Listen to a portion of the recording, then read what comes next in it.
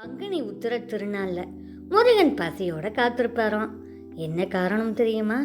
ஞானப்பழத்துக்காக முருகன் உலகம் சுத்தி வந்தப்ப பசி எடுத்துருச்சுங்க. காலையில ஒரு வயதான முதியவரை பார்க்கிறார். ஏங்க, ஏதாவது சாப்பிட கிடைக்குமா? ஒரே பசியா இருக்கு. என்னப்பா சொல்ற? முருகன்ற தமிழ் கடவுள், உனக்கே பசியா? என்ன ஒரு ஆச்சரியம் அப்படின்னு முதியவர் கேட்டாரு. படைத்த கடவுளுக்கே பசி அப்படின்னு சொன்னா ஒரே ஆச்சரியமா தானே இருக்கும். அதுக்கு முருகன் கொடுத்த விளக்கம் என்ன தெரியுமா? பசி என்பதே உடல் சார்ந்த தேவை மட்டும் இல்லை. பக்தன் பசியோடு காத்திருந்து தனக்கு உணவு படைக்கும் போது நான் மட்டும் எப்படி சாப்பிட்ருப்பேன்? பக்தனோட ஒன்றா தான் சாப்பிடுவேன். பக்தன் எனக்காக காத்திருக்கான், அதுவும் பசியோட காத்திருக்கான் அப்படின்னு சொல்லி சொன்னாராம். படைத்தவனே பசியோடு வந்து அருள் தரும் பங்குனி.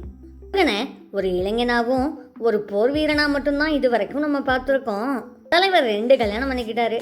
ஆனா குழந்தைங்க இருக்கா? கந்த புராணம் மற்றும் நாட்டுப்புற பாடல்கள் 2 மகன்கள் இருந்ததாக சொல்லுது. மூத்த மகன் கஜவல்லி, இளைய மகன் மாலி, டமந்தா, சகுந்தா அப்படின்னு கூட இன்னும் பல நூல்கள் வேறு பெயர்களை கூட சுட்டி காட்டுது. முதல் குழந்தை சந்தோஷம், 2வது குழந்தை நிம்மதி. நல்லா யோசிச்சு பாருங்களேன், ஒரு மனுஷ வாழ்க்கையில சந்தோஷமும் நிம்மதியும் இருந்துட்டா வேற என்ன வேணும்?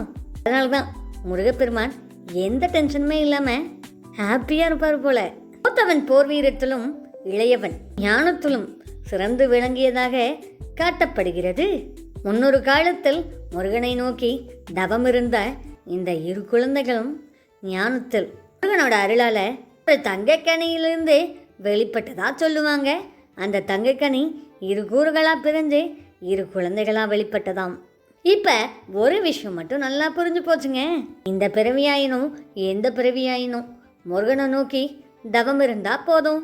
மனதளவுல நம்பினா போதும், அவர் பார்த்துப்பார் எல்லா விஷயத்தையும். அப்புறம் எதுக்கு பிரச்சனைன்னு சொல்லி நம்ம தலையில தூக்கி சமைக்கணும்? எல்லாத்தையும் அவர்கிட்டே கொடுத்துருவோம்.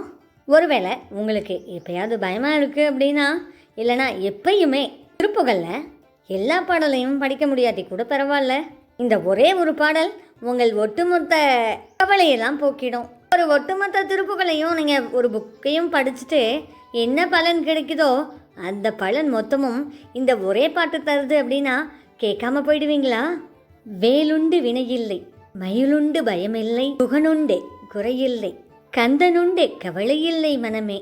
இந்த பாடல் ஒன்றை மட்டும் படிச்சிங்கன்னா போதும், திருப்புகள் படிச்சாச்சு, நம்ம வாயும் மணந்துடும். மனம் மணக்கும் திருப்புகளோடு மகிழ்ச்சியா இருங்க. எல்லாத்தையும் முருகன் பார்த்துப்பார். இந்த புதிதான தகவல் உங்களுக்கு பிடிச்சிருக்குல்ல? வீடியோவை லைக் பண்ணுங்க, ஷேர் பண்ணுங்க. இப்போதான் முதல்ல வீடியோ பார்க்குறீங்க அப்படின்னா மறக்காம ஒரு சப்ஸ்கிரைப் கொடுத்து சப்போர்ட் பண்ணுங்க. இது வரைக்கும் தொடர்ந்து ஆதரவு கொடுத்து கொண்டிருக்கும் அனைத்து வியூவர்ஸ், சப்ஸ்கிரைபர் எல்லாருக்குமே நன்றி. நிறைய பேர் வீடியோ பார்க்குறீங்க, ஒரே ஒரு சப்ஸ்கிரைப் முயற்சிக்கு நீங்கள் கொடுக்கலாம். இன்னும் சிறப்பான வீடியோக்களை உங்கள் முன்னாடி பரிசாக கொடுக்க காத்திருக்கும் நான் உங்கள் தோழி தேநீர் கதைகள் தமிழ் சோஷியல் ஹப். தினம்தோறும் வரும் மாற்றங்களையும் திகட்டாமல் உங்களிடம் ஒப்படைக்க காத்திருக்கிறேன். மேலும் ஒரு சிறந்த வீடியோவில் பார்க்கலாம். நன்றி, வணக்கம்.